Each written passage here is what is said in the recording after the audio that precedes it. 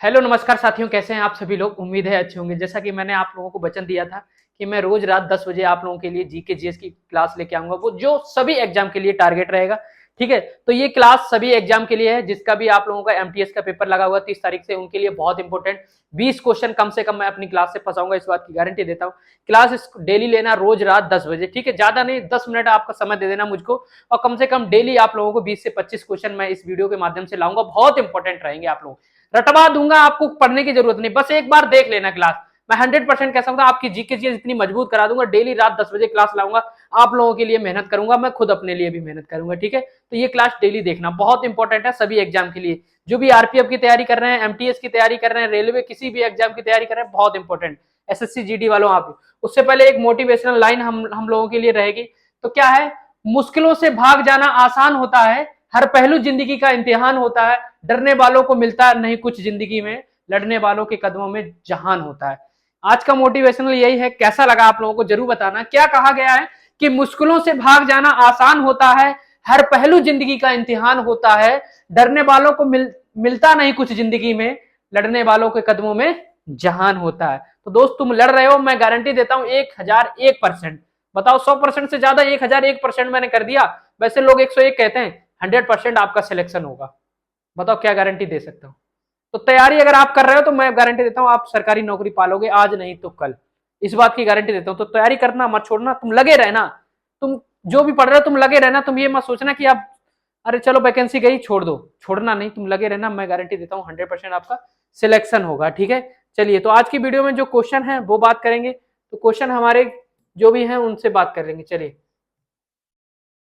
तो चलिए, तो पहला क्वेश्चन हमारा जो स्क्रीन पे लगा हुआ है, आप लोग पढ़ना, उसके बाद आंसर देना। तो इस प्रकार मैं क्वेश्चन बना के लाया हूं आप लोगों के लिए। अकेला हूं तो अकेला ही मेहनत कर रहा हूं दोस्त, आप लोगों के लिए कंटेंट देने की पूरी कोशिश रहेगी अच्छा से अच्छा।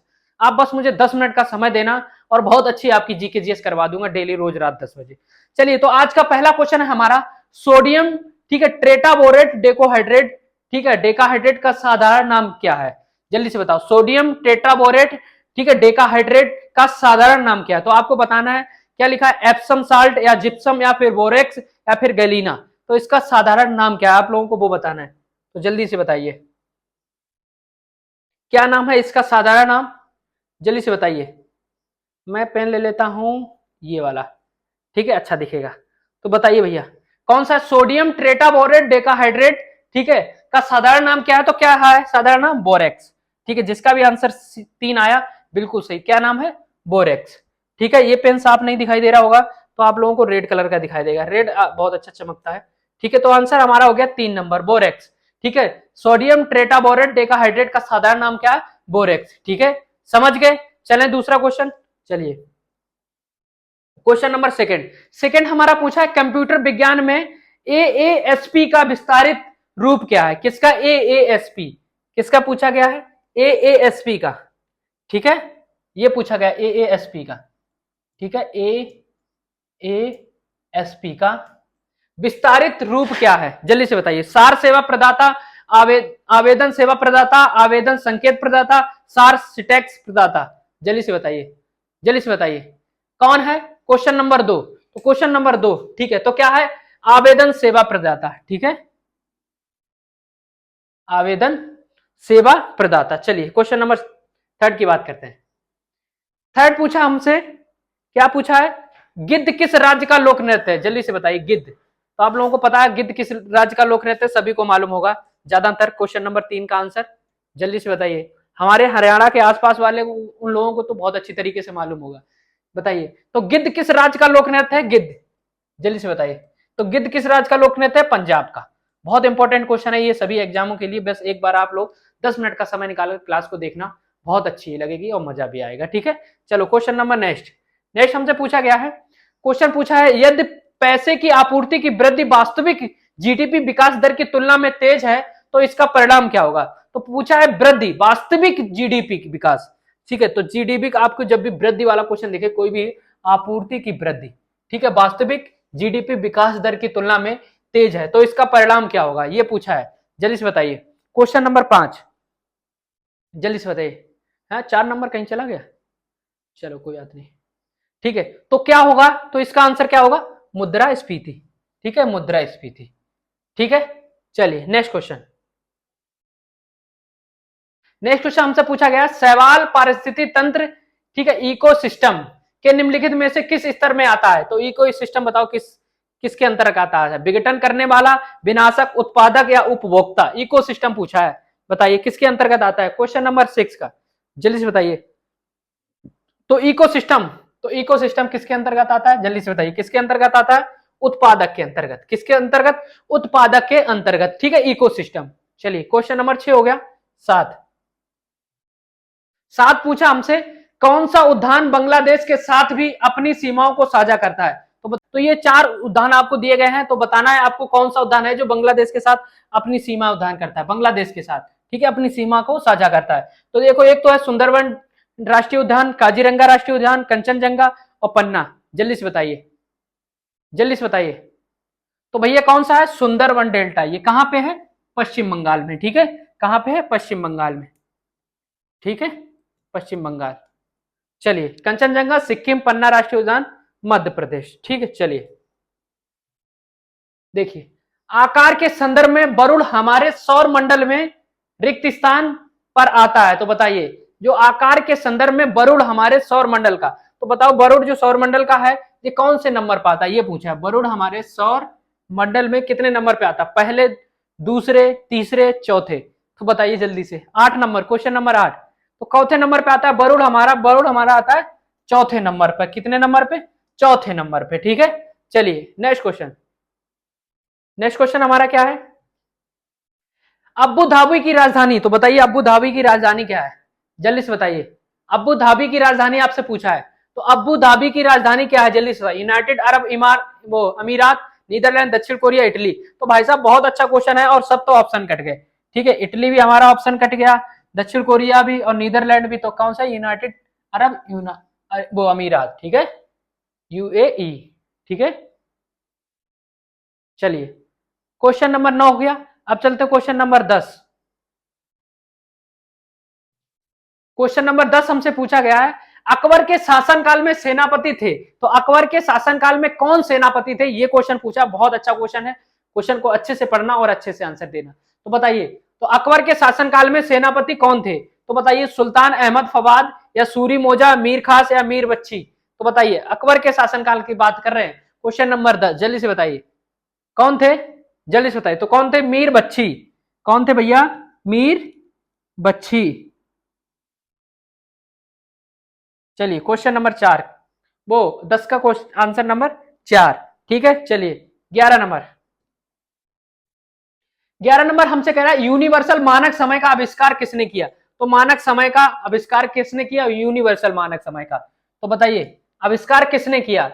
कुछ आंसर कह रहा है एनरिको फर्मी ने या फिर एडाल्ट गैनेस्टी यूजन फिक ने या सैडफोर्ड फ्लेंगमी ने या फिर वेनेट फोर्नी रोन ने। ऐसे ऐसे नाम है जो आप लोगों को जल्दी से याद भी नहीं होंगे। जल्दी से बताइए। 12। तो किसने किया है? तो यूनिवर्सल मानक समय का आविष्कार किसने किया है? सैडफोर्ड फ्लेमिंग ने, ठीक है। तो याद रखना इससे फ्लेमिंग फ्लेमिंग फ्लेमिंग आविष्कार किसने किया? सैडफोर्ड, यूनिवर्सल मानक समय का, ठीक है। चलिए क्वेश्चन नंबर 12 हो गया। क्वेश्चन नंबर चलते हैं 13। 13 कह रहा हमसे, क्या कह रहा है?